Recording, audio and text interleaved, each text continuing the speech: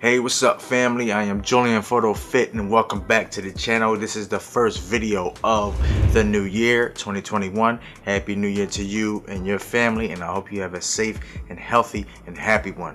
Alright, now let's get into this video.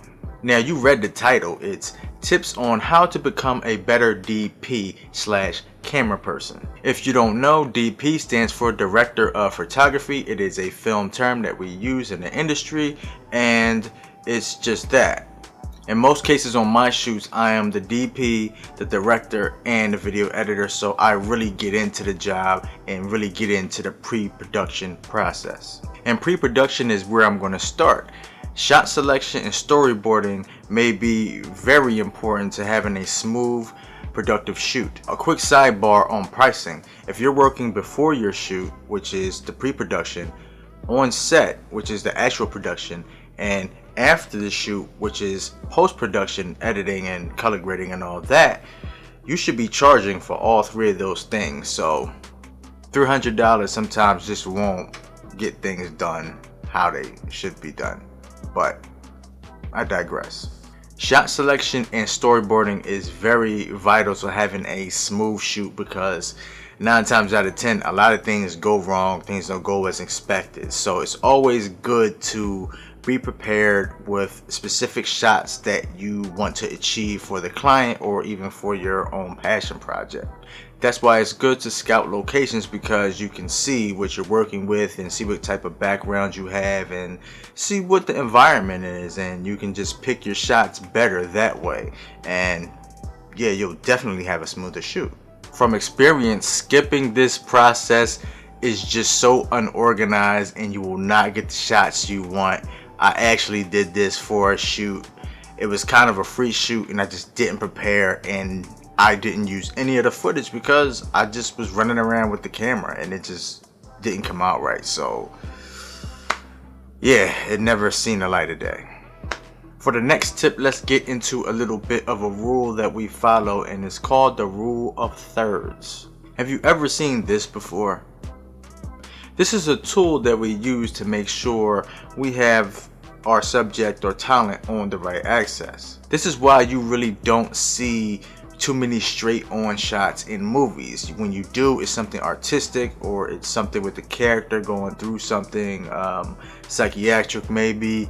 It's just creative to do that sometimes, but in shots like interviews and conversational type shots, we use the rule of thirds to have them on a type of an axis, either on the left or the right side of the frame, and it just makes for a better look. And also, to add to that, it adds depth to the shot. That's why we don't really shoot against walls like this, but for a movie we definitely don't shoot against walls, and it just has no depth to the shot. We make sure it's nice and roomy and you can get some perspective inside of the room. It just adds some symmetry to your shot, and it's definitely pleasing to the eye. So that is the rule of thirds.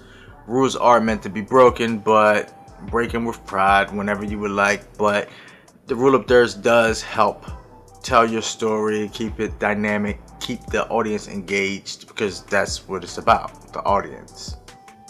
Keep them engaged, y'all. And the last tip I have for you is in-camera editing.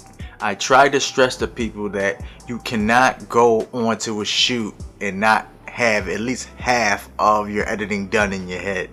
It's better to have that done in your head so you can have a smoother edit and have a purposeful edit, if that makes sense. Now, what I mean by in-camera editing is basically transitions. You create transitions by moving the camera, and I'll show you an example right here. As some of you may know, I live in Philadelphia, and I was downtown filming, and I was filming the Amor sculpture or art thing. Sorry, I don't know what it's called, but yeah, it says love in 4 pieces. So I was walking up to it with my gimbal, and it has a function on the gimbal. If you twist the handle, it will go to the right really fast, and I did that for the first part of the transition.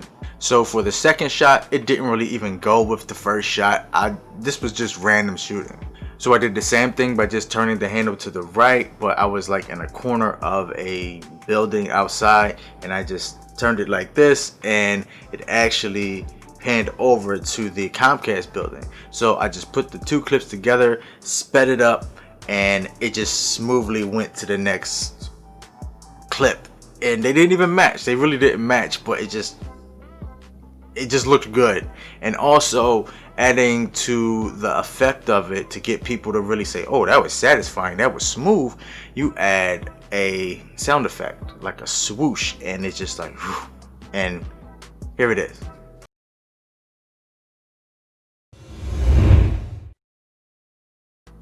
You see, you could create things like that.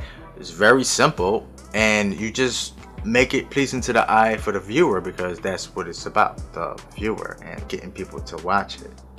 So yeah, have fun with that. Learn the rules, then you can learn to break the rules and just do things you want. It's about your imagination and your creativity, and it's your craft. So definitely have fun with it and present it to the world, because what you think of hasn't been done before. Well, hopefully.